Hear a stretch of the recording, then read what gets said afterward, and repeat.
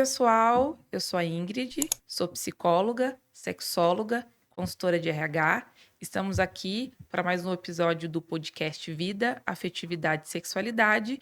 E hoje nós vamos receber Amanda Coelho Silva, que é psicóloga, formada pela UnoEst em 2022, tem uma pós-graduação na área clínica em análise do comportamento e faz atendimento online de adultos na abordagem da TCC.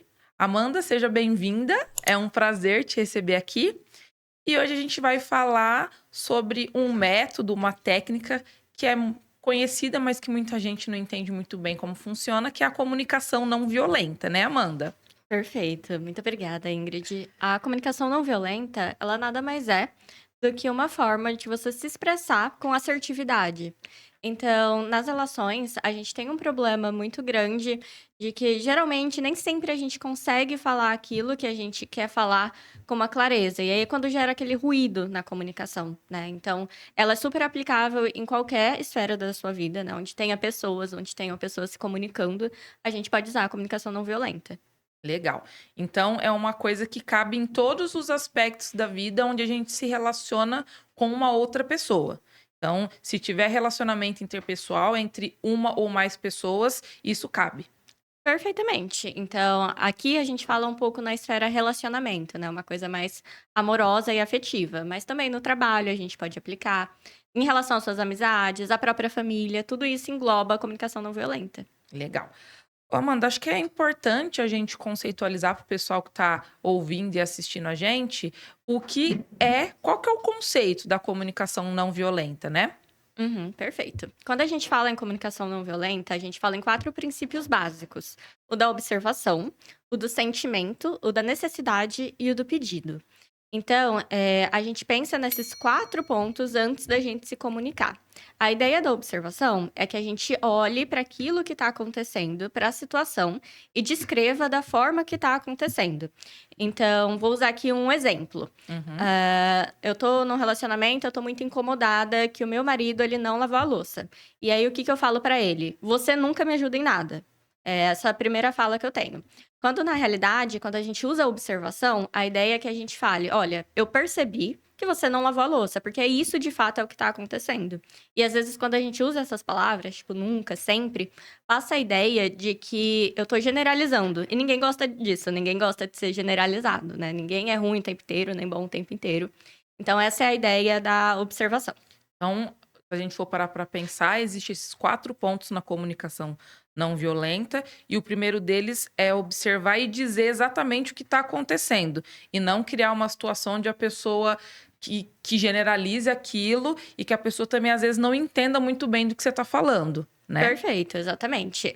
Não é para criar hipóteses, é para a gente descrever a realidade concreta. Então, se eu tô incomodada com o sapato que tá jogado fora, que não tá lá na sapateira onde deveria estar, a ideia não é falar: "Ai, você é terrível, você não me ajuda em nada". É falar: "Ó, eu percebi que esse sapato não tá onde ele deveria estar, porque isso é o que tá acontecendo, isso é o que tá no ambiente". Entendi. Então, essa seria a primeira etapa Uhum, para a gente pensar nesse assunto da comunicação não violenta. uhum, Beleza. Eh, Pode continuar, Amanda, explicando pra gente aí o que a gente tem que pensar sobre isso, né? tá bem. Pensando num público que a gente não tá falando só com pessoas da psicologia, mas a gente tá falando com o público em geral, né? Uhum, perfeito. Outro ponto muito importante é o sentimento. Então, eu preciso expressar aquilo que eu tô sentindo. E aquilo que eu tô sentindo não implica necessariamente em, de alguma forma, ofender o outro, né? Que é algo que, às vezes, a gente acaba colocando na nossa vida, até de uma forma automática, uma resposta à raiva, né? Porque é difícil mesmo sentir raiva, né? Então, raiva é uma emoção, nem sempre a gente tem habilidade para lidar com ela. Então, um primeiro ponto, a observação, né? Então, observar aquilo que está acontecendo. O segundo, o meu sentimento. Então, que tipo de coisa eu senti quando eu observei o sapato jogado? Eu fiquei, frustrada? É um exemplo. Eu posso ter me sentido frustrada, eu posso ter me sentido com raiva, posso ter sentido sobrecarga, com medo. E aí é bem importante que a gente consiga ter acesso àquilo que a gente pensa. E isso às vezes acaba sendo um pouquinho difícil, né? Você entrar em contato com sentimentos difíceis, mas é difícil, porém necessário. Entendi. Então, essa seria uma segunda etapa, Onde a pessoa tem que dar um nome para aquele sentimento que ela tem, para que ela possa entender o que de fato ela está sentindo naquele momento. Exatamente. Então, por exemplo, ao invés de eu apontar o dedo pra você e falar: "Ó, te achei uma irresponsável por isso", eu posso olhar pra mim e falar, descrever aquilo que eu senti. Então, quando você deixou o sapato jogado, eu me senti frustrada, me senti triste, me senti sobrecarregada. Então, a ideia nunca é apontar o dedo, né? Eu gosto bastante de usar esse exemplo. Ao invés de eu estar apontando o dedo pra você, eu olho pra dentro de mim, pra aquilo que tá passando na minha cabeça, pra aquilo que eu tô sentindo. E essa é a grande dificuldade um pouco, né, que a gente pode ter ao praticar a comunicação não violenta, que é olhar para aquilo que a gente está sentindo. Nem sempre é algo que está no nosso hábito, né? Nem sempre a gente tem essa atenção, esse olhar com cuidado. Então, a ideia é refletir um pouco sobre aquilo que a gente está sentindo também, olhar para nós mesmos. Entendi. Aí, o terceiro ponto seria o de necessidade, né. Uhum. Você pode explicar pra gente um pouquinho do que se Perfeito. trata? A necessidade, a gente tem algumas necessidades que são básicas e negociáveis. Por exemplo, respeito, segurança, isso não são coisas negociáveis na nossa vida. Não existe um universo, uma hipótese onde desrespeito é algo aceitável. Mas a gente tem algumas necessidades que a gente pode descrever para a pessoa, porque nem sempre essa pessoa sabe que a gente tem essa necessidade. Fez Uhum. sentido? Fez. Tá bom. Então, nesse exemplo que eu trouxe, né, da louça sem lavar ou do sapato jogado, comunicar de forma clara aquilo que você precisa. Então, eu preciso saber, eu preciso ter uma segurança, a gente precisa estabelecer uma rotina. Essa é uma necessidade para mim, sabe? Eu tenho a necessidade de apoio para manter a organização. Eu tenho uma necessidade de apoio. Porque nem sempre essa pessoa tem acesso, porque pessoas diferentes têm vidas diferentes e histórias diferentes. Então, eu tenho certeza, Ingrid, que você, na sua história de vida, você aprendeu várias coisas que eu, na minha, não aprendi. E da mesma forma, o contrário. E aí, de repente, a gente vai viver junto, trabalhar junto, né? Igual a gente já fez. Uhum. Ou trabalhar junto, a gente precisa comunicar uma com a outra a necessidade de cada uma. E aí é uma coisa muito importante, né. Para quem não sabe, né, a Amanda trabalhou comigo numa consultoria, né, antes dela ir para a área clínica, na época de graduação, foi muito bacana. Foi lá que a gente se conheceu e acabamos nos tornando amigas, Sim. né, apesar das nossas abordagens diferentes, da vida diferente, como você disse, né. Uhum, E aí o quarto item da comunicação não violenta seria a etapa chamada pedido. uhum. Essa é bem autodescritiva, né. Então, o pedido é fazer um pedido. E aí, como que eu vou fazer esse pedido? Apontando o dedo? Não. Pontuando aquilo que eu quero que aconteça. Então, se é um incômodo para mim você ter deixado o sapato lá largado, eu vou pedir para você poderia, organizar o sapato, ou a gente poderia estabelecer uma rotina para que as coisas funcionassem, estabelecer uma rotina onde cada um tem as suas tarefas, enfim, um pouco nesse sentido, de pontuar aquilo que eu necessito para mim. E aí é bem importante, novamente, levar em consideração a realidade da outra pessoa. Então, não adianta eu pedir para você falar russo aqui para mim, falar 3 idiomas, sendo que você não aprendeu a falar 3 idiomas na sua vida. Eu tenho que pedir coisas que são possíveis, realizáveis, né? Tem que ser algo que faça sentido ali na história, que você sabe que a pessoa tem repertório para desenvolver esse pedido. Porque nada adianta pedir algo que é impossível, né? A gente tem que pedir coisas possíveis. E só para a gente entender, Amanda, a comunicação não violenta, isso são etapas de uma mesma situação ou essas etapas elas podem acontecer de formas separadas? Como que é isso? Uhum. Eu gosto de pensar como uma linha de raciocínio. Então, eu olho para uma situação que me gera algum tipo de ansiedade, um certo desconforto, e eu coloco como uma linha de raciocínio de como eu vou responder isso. Então, vamos tomar esse exemplo da louça sem lavar. Eu tô lá em casa, cheguei do trabalho, tô cansada, olhei a louça na pia. O que que eu faço agora, né? Qual linha de raciocínio eu vou aplicar aqui? Então, primeiro, vou lá, vou observar o que que é a situação, o que que é essa situação. Quando a gente nota, né, esse desconforto, já é uma certa forma de observar também. Então, vou lá, observo. E aí eu tento entender os meus sentimentos. O que que eu senti na hora que eu vi. qual necessidade que eu tenho? E aí eu pontuo as necessidades. No início, é bem difícil da gente fazer isso de forma automática. Mas com a vida, a gente vai fazendo isso quase que como um dia a dia, como escovar o dente, né. Então, outro exemplo que eu gosto de usar é o andar de bicicleta, né. Quando a gente vai andar de bicicleta, a gente bota a rodinha, alguém tá lá do nosso lado, enfim. É todo um processo. Da mesma forma, essa habilidade, né, não deixa de ser uma habilidade que a gente vai aprendendo aos poucos. Então, nesse momento inicial, é quase como um pensar mesmo, algo muito consciente, um sentar, vou sentar aqui e vou pensar sobre isso para depois eu me comunicar. Que geralmente vai até contrário, né, o que a gente costuma fazer. A gente só costuma explodir, falar, e é isso. Isso É, pode prejudicar. geralmente, na verdade, a gente fala primeiro para depois a gente pensar sobre o que a gente falou. E nessa lógica da comunicação não violenta, é a gente pensar a respeito daquele fato para poder se comunicar de uma forma assertiva. Uhum, perfeito. A comunicação ela tem que ser intencional. Eu não posso me comunicar aleatoriamente, ainda mais dentro de relacionamentos, né? Relacionamentos que eu digo afetivos ou profissionais. Aquilo que eu falo vai gerar um impacto na outra pessoa. Então, eu preciso pensar sobre o que está sendo falado.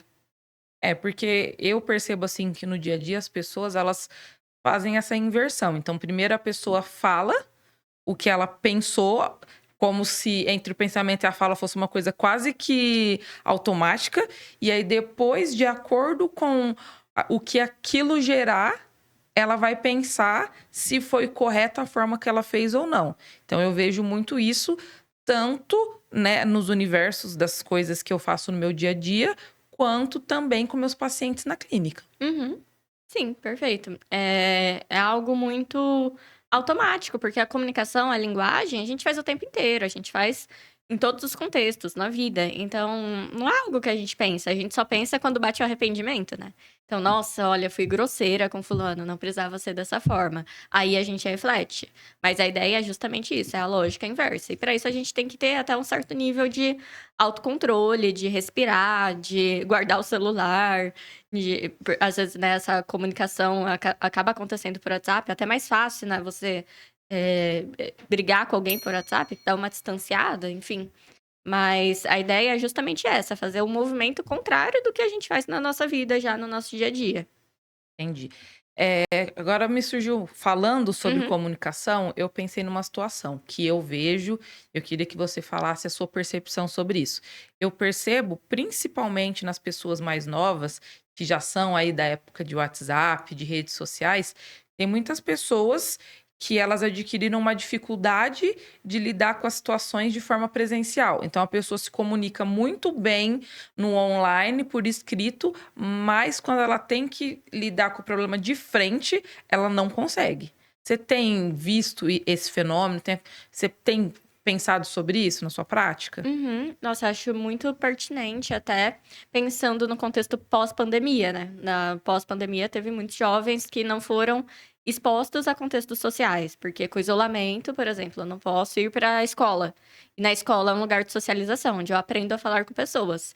Se eu não aprendo a falar com pessoas pessoalmente, como que eu vou desenvolver essa habilidade, né? Então, com certeza, para a gente desenvolver uma habilidade, a gente precisa ser exposto a isso. Ninguém aprende a andar de bicicleta, como eu trouxe, né, o exemplo anterior, ficando sentado em casa pensando como é, ou vendo vídeos de como é. Você aprende lá na prática, indo, caindo, se ralando. E o mesmo acontece na comunicação. A gente aprende a se comunicar primeiro a partir das figuras do nosso dia a dia, né? Então, os familiares, pai, mãe, avó, enfim, a pessoa que criou. Depois, esse ambiente escolar também dá um repertório de comunicação, né? Então, dependendo do lugar que você estuda, tem um tipo de abordagem diferente, de professor, enfim. O trabalho também é muito importante, as primeiras experiências, né, de trabalho. Então, para a gente aprender a se comunicar, a gente precisa se expor. Se a gente não se expõe, né, à comunicação, a ambientes, a tentativas, a gente não aprende e desenvolve um repertório do falar online, né, porque quanto mais eu me exponho no online, mais eu vou aprender, ter domínio do online. Só que a vida também acontece na vida real, né, não é só no online, que é uma esfera muito importante, mas não apenas, né. Entendi. E aí, para a gente pensar no contexto assim da clínica, Uhum. geralmente você usa essa intervenção, esse método da comunicação não violenta. Tem casos específicos em que você propõe esse método? Aham. Acredito que para demandas de casal é muito importante. Eu acho que atualmente é o principal que mais surge, e demandas de trabalho também, principalmente conflitos com a autoridade, né? Às vezes a autoridade dessa pessoa, o superior dessa pessoa, não aplica uma comunicação não violenta. E aí, através de você, né, da sua iniciativa, passar esse repertório para essa pessoa. Então é como se eu fosse dar um modelo mesmo. Eu fazendo o certo, eu ensino a outra pessoa a fazer o certo também, o correto também. Então, é um pouco nesse contexto de relacionamentos afetivos, né? Casamento, namoro, enfim. E também no trabalho. Acho que são as principais esferas, até porque na família percebo que as pessoas não se importam muito com isso, né? Porque a família pode tratar de qualquer forma, mas não é bem Pode, assim. pode tudo, Família a pode gente tudo. entende e acaba Exatamente. que é um local onde as pessoas não se preocupam em ser mais grosseiros, mais violentos uns com os outros, porque tá todo mundo em família É assim mesmo. mesmo, sempre foi assim, ninguém vai mudar, então não é a ideia. A ideia é que sejam aplicados em todos os contextos mesmo, né? Exatamente, até pra não gerar mágoas, né, porque aí vai nessa de: "Ai, é a família mesmo, sempre foi assim", aí chega lá na ceia de Natal, né, que tá chegando, o maior conflito, o maior BO do mundo, por quê? Porque foi juntando várias coisas que não foram resolvidas antes. É, e essa é uma época bem interessante para a gente falar sobre o tema, porque é, é uma época em que as pessoas se reúnem numa quantidade maior de pessoas, e às vezes nessas coisas de família, de final de ano, a pessoa fica o ano inteiro sem encontrar aquele parente chato ou aquela pessoa que ela não se dá muito bem, e aí geram alguns diálogos um pouco desconfortáveis, às vezes, perguntas ou assuntos que a pessoa tá ali na mesa com todo mundo e fica desconfortável, né, com a situação. Exatamente, isso pode gerar até um conflito muito maior, se eu não tiver o tato ali pra ir manejando essa situação, uma coisinha, uma perguntinha pode virar uma bola de neve, acabar em briga, anos sem se falar, a gente sabe que essas coisas acontecem mesmo, né, na realidade, na vida. É, e eu acho que quando a pessoa ela convive com pessoas que não têm, né, essa prática de comunicação não violenta, acaba que isso distancia as pessoas. Então, é aquele tipo de pessoa que não gosta de frequentar um happy hour do trabalho, que não gosta de frequentar essas festas de final de ano, porque tem alguém nesse contexto que não se comunica corretamente, alguém que é muito agressivo, ou aquela pessoa que é o sincerão, que fala tudo o que pensa sem filtro, e essa pessoa acaba ou sendo mal vista pelos outros, e as pessoas falando mal dela por trás, ou ela sendo evitada, né? Exatamente, é algo muito uma prática muito comum, né, a gente evita situações que geram desconforto. Então, a ideia não é que a gente evite essas situações, pelo contrário, que a gente se exponha e a gente, a partir da nossa atuação, do nosso comportamento, a gente dá modelo para essas pessoas. Então, imagina, Ingrid, a gente lá trabalhando juntos. Se você fala alguma coisa que eu não gosto e eu respondo de uma forma assertiva, com certeza você vai chegar no final do dia e você vai falar: "Putz, olha, poderia ter feito diferente", né, poderia ter sido de uma forma diferente. Então, mesmo diante das dificuldades, né, mesmo diante da comunicação das outras pessoas não serem assertivas, a ideia é que a gente seja mesmo assim. É, eu acho que se a gente pensar no dia a dia em exemplos, é uma coisa que realmente mexe com a gente. Quando a gente principalmente quando a gente é agressivo com uma pessoa e essa pessoa ela não entra na nossa e ela responde com calma, mesmo porque assim, eu percebo que a comunicação não violenta é um método que a gente pode ensinar, mas muitas pessoas fazem isso sem nem perceber. Elas fazem esse passo a passo sem nem saber que existe. E quando a pessoa ela dá um retorno assertivo pra gente, a gente fala: "Nossa", Que a gente fica com vergonha. vergonha, Aham. tipo: "Nossa, por que que eu tratei essa pessoa assim? Olha como que ela me devolveu, né, de uma forma com sabedoria, com inteligência, com assertividade". Então é muito bom conviver com pessoas que conseguem, né, exercer essa comunicação não violenta. Uhum. Nossa, perfeitamente. Acho que você pontuou, assim, muito bem. A ideia é eu não me deixar levar por aquilo que as pessoas esperam, né, então não vou responder uma agressividade com uma agressividade. Claro, tem seus pontos, né, tem suas exceções, igual tudo na vida, mas de forma geral a ideia é que eu consiga me comunicar com assertividade mesmo diante das dificuldades, mesmo diante dos conflitos, enfim, consiga ali pontuar aquilo que é importante pra mim, as minhas necessidades, os meus pedidos, e sem desrespeitar as outras pessoas. É, eu acho que é muito importante a gente colocar isso para as pessoas, que tudo que é habilidade pode ser aprendido. A gente tem muito uma questão de eu nasci assim, A Gabriela. crescer assim, Gabriela, e nunca estar disposto a mudar os repertórios que a gente tem. Então, claro que existem coisas que para nós é mais fácil e coisas que têm um nível de dificuldade maior, mas não significa que porque é difícil que é impossível, né? Exatamente. Habilidade é construído, né? Igual andar de bicicleta, igual aprender a dirigir. Falar em público é algo bem comum, né? Que as pessoas têm dificuldade, não conseguem se expor. Mas a partir do treino, a gente ganha essa habilidade. Então, a mesma coisa com comunicação não violenta. A gente treina, a gente tenta, a gente pratica para adquirir como se fosse um hábito, para virar igual dirigir. Você nem pensa, você só entra no carro. Só que para isso acontecer, teve todo um processo, né? Para chegar nesse ponto. E é isso que a gente está atento, a esses processos, né? Essas etapas. Eu vejo que as pessoas têm muita dificuldade de lidar com os processos. Então, eu acho que por conta da velocidade de rede social, de comparação, em ver só aquilo que a pessoa posta e não saber tudo que ela vive, a pessoa ela tenta uma, duas vezes, não consegue, ela já generaliza, né? E fala, não, eu não dou conta, eu não sei, eu não consigo. Enquanto que é tentativa e erro, né? Exatamente, é uma prática. Se eu tentar algo e não tentar de verdade, se eu tentar e eu parar na segunda tentativa, isso não é nem tentar, né? Você começou, você foi iniciante ali. Mas para você tentar de verdade exige uma prática, igual exatamente tudo na vida, igual qualquer habilidade, qualquer coisa que a gente vai aprender, seja lá qual for. E desafios fazem parte, né? Tem habilidades que são mais desafiadoras. Eu, por exemplo, não tenho habilidades musicais. Se eu for aprender a tocar um violão, eu sei que vai demorar bastante, vai demorar anos, talvez.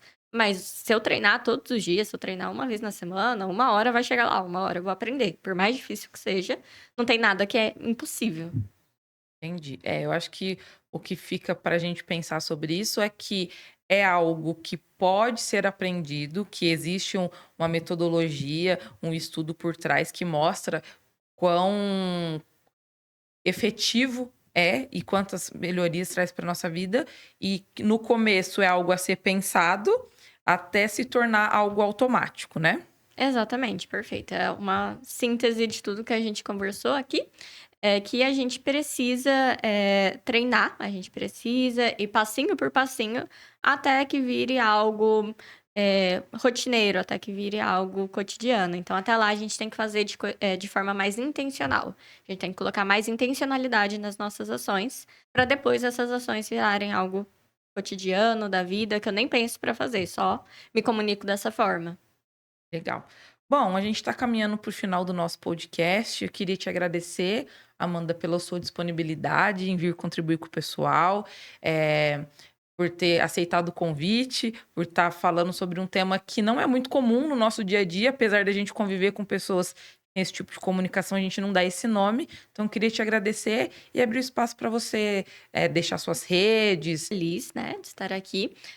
Acredito muito que o trabalho da psicologia vai além do consultório, do fazer clínico, né? Mas é uma forma que a gente consegue psicoeducar pessoas, né, a se comunicar. Então, acredito que é muito importante um podcast, qualquer coisa assim que passe informação para as pessoas, né? Então, é muito Uhum. importante esse trabalho que você realiza aqui. Eu tô no Instagram como PC Amanda Coelho, PC de psicóloga. E lá tem todos os meus contatos, tem WhatsApp, tem e-mail, eu fico super à disposição, gosto muito de conversar e papear. Então, qualquer dúvida que surgir, né, ou alguém que quiser se aprofundar no tema, enfim, eu fico à disposição. Tá certo, Amanda. Muito obrigada. Muito obrigada, Ingrid, pelo convite.